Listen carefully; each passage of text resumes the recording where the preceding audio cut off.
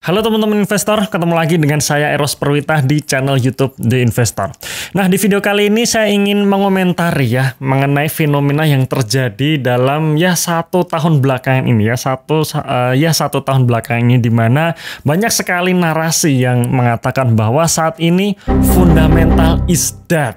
Alias sudah nggak zamannya lagi kita investasi saham dengan menggunakan fundamental, karena ternyata toh ketika kita beli saham dengan menggunakan fundamental analisa fundamental, harga sahamnya nggak naik, justru turun.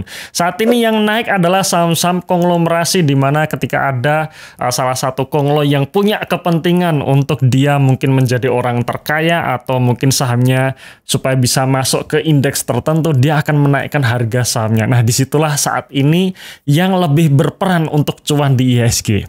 Nah, di sini saya akan meluruskan kembali bagaimana sih fundamental itu bekerja. Jadi teman-teman harus tonton video ini sampai selesai ya.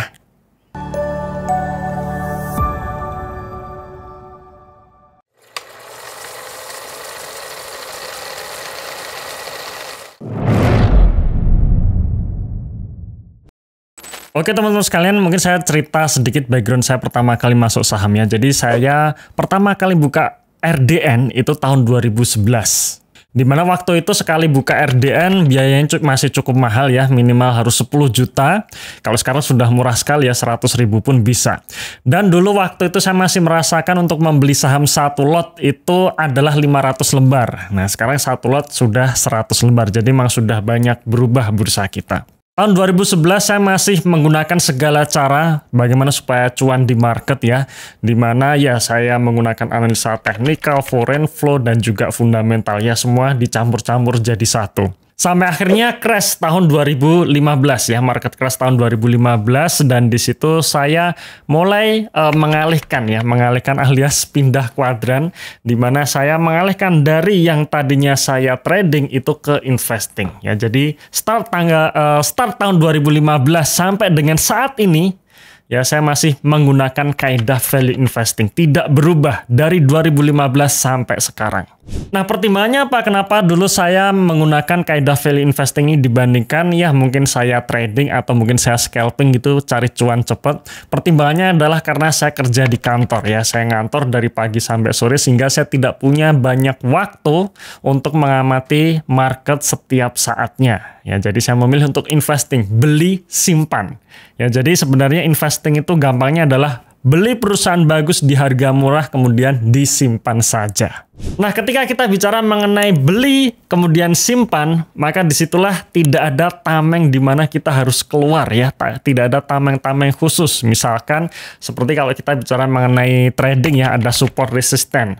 Ketika harga saham menembus level support atau menembus level resisten, di situ kita mulai eksekusi. Atau misalkan kita melihat foreign flow, flow-nya bagus, kita mulai eksekusi, flow-nya keluar, kita juga mulai eksekusi. Nah, saya tidak melakukan seperti itu. Ketika perusahaan itu baik-baik saja, kinerjanya bagus, mau itu harga sahamnya menembus support atau resisten, mau bandar naikin atau menurunkan harga sahamnya, mau harga atau asing sedang keluar atau sedang masuk, ya saya diamkan saja sepanjang itu perusahaan masih bagus, harganya masih murah. Lalu apa yang terjadi ketika saya hanya beli kemudian simpan?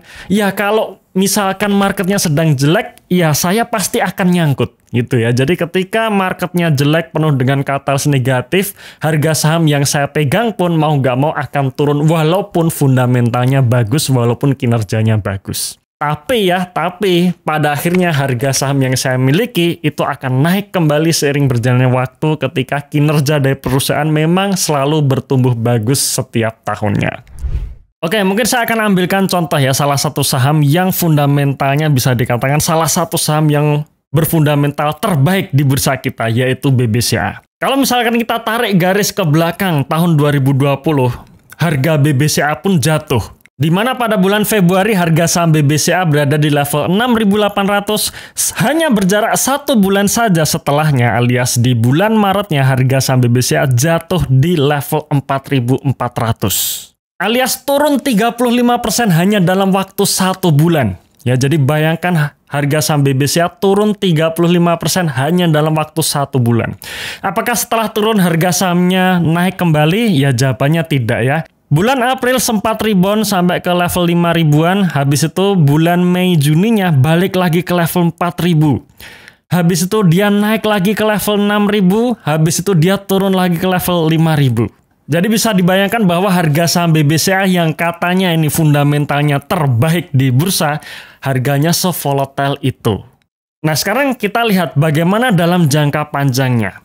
Nah, ternyata kalau dalam jangka panjang, setelah harga saham BBCA itu jatuh, kemudian naik, kemudian turun lagi, naik lagi, volatile seperti itu, ternyata dalam jangka panjang itu naik. Dari tahun 2011 sampai akhir tahun 2024, harga saham BBCA naik 905%. Ya, 915% ya, yang dimana ini saya hitung ya ketika harga saham BBCA saat ini ya sedang koreksi ya di harga 9.850. Kalau saya hitung di saat harga saham BBCA mencapai all time high-nya di 11.000, itu keuntungannya atau kenaikannya sudah 1035%, belum termasuk dividen. Nah, kenapa harga saham BBCA bisa naik dalam jangka panjang? Jawabannya adalah karena kinerjanya selalu tumbuh, kinerjanya selalu baik.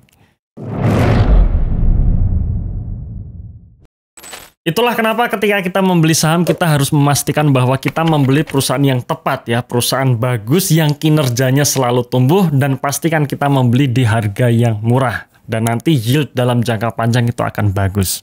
Oke, sekarang pertanyaannya adalah ketika volatilitas harga saham itu menjadi tidak penting dan di saat market kita kondisinya sedang tidak baik seperti ini, lalu acuannya apa ini? Apa yang bisa kita jadikan acuan bahwa value investing kita sudah berhasil atau tidak? Nah, jawabannya adalah kinerja portofolio kita. Apakah kinerja portofolio kita selalu bisa mengalahkan market atau tidak? Jadi kalau misalkan market di tahun 2024 kemarin misalkan minus sekitar 2,65%. Ya hal yang wajar kalau portofolio kita nggak kemana-mana. Mungkin portofolio kita hanya tumbuh 3% atau hanya sekedar naik 1%. Itu pun sebenarnya nggak masalah. Itu sudah baik, sudah melebihi market. Yang penting adalah bagaimana kinerja portofolio kita konsisten untuk mengalahkan market setiap tahun. Oke, ini saya tunjukkan kinerja portofolio saya sepanjang tahun 2024 nih ya, dan tentu saja yang saya tunjukkan ini adalah yieldnya ya, yield yang dihasilkan. Mengenai saham apa saja yang saya miliki, teman-teman bisa melihat portofolio saya di program membership kami. Jadi silahkan teman-teman untuk mengikuti program membership kami ya, linknya ada dalam kolom komentar yang sudah kami pin. Nah, teman-teman lihat di sini bahwa sepanjang tahun 2024 kinerja portofolio saya dari bulan Januari sampai bulan Agustus bisa dikatakan nggak kemana-mana gitu ya, alias stagnan. Mulai naik bulan September dan akhirnya di bulan Desembernya naik 7%. Jadi portofolio saya pun hanya naik 7% di tahun 2024 kemarin. Dan apakah itu normal? Ya menurut saya itu normal. Karena memang sudah lebih tinggi dibandingkan IHSG yang minus 2,65%. Apalagi jika dibandingkan dengan LQ45 yang minus 15,6%. Cuman di sini sekali lagi ya, yang terpenting adalah bagaimana kita selalu bisa mengalahkan market konsisten setiap tahun. Nah, ini adalah rekap kinerja portofolio saya dari tahun 2020 sampai 2024, di mana secara yield ya saya bersyukur bisa konsisten mengalahkan market. Dan teman-teman di sini bisa lihat ketika market itu jelek seperti tahun 2020, ya portofolio saya pun nggak kemana-mana ya, yieldnya pun hanya sekedar BEP saja. Tapi begitu IHSG bagus, biasanya portofolio saya akan memberikan yield yang bagus juga, yang memuaskan juga. 2024 market tidak bagus, ya portofolio saya hanya naik sekitar 7%. Cuman kalau kita bisa konsisten, selalu konsisten mengalahkan market dalam jangka panjang, kalau dihitung dari tahun 2020 sampai 2024 kinerja portofolio saya sudah naik 125%. Ya, 125% dalam 5 tahun, bukan 5 bulan apalagi 5 minggu. Nah, seperti itu cara kerja fundamental, yaitu dalam jangka panjang, dan ya sekali lagi yieldnya pun itu yield yang masuk akal. Yield yang dimana ya sepantasnya saja. Sepantas berapa sih kita dapatkan dari hasil investasi. Bukan mencari jackpot. Jackpot dimana sahamnya naik 1000% dalam jangka waktu 5 bulan. Tidak.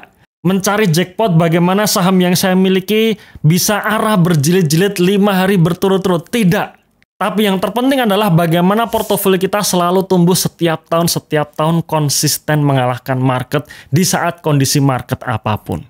Nah, di program membership kami saya akan share semuanya gimana caranya selalu bisa mengalahkan market setiap tahun, dan teman-teman juga bisa melihat portofolio saya. Bisa diikuti portofolio saya atau hanya sebatas tambahan referensi, silahkan teman-teman pilih sendiri. Dan program ini sangat cocok buat kalian-kalian yang memang tidak punya waktu untuk memantau perkembangan market setiap hari. Teman-teman punya kesibukan lain, ngantor mungkin dari pagi sampai sore. Jadi tidak sempat melihat berita, mana berita ekonomi yang bagus, mana sentimen positif, mana katalis negatif. Tapi cukup beli perusahaan bagus di harga murah kemudian simpan. Oke, terima kasih sudah menonton video ini sampai akhir ya. Dan saya tunggu kalian di webinar tanggal 24 Januari besok. See you there dan salam Passive Income.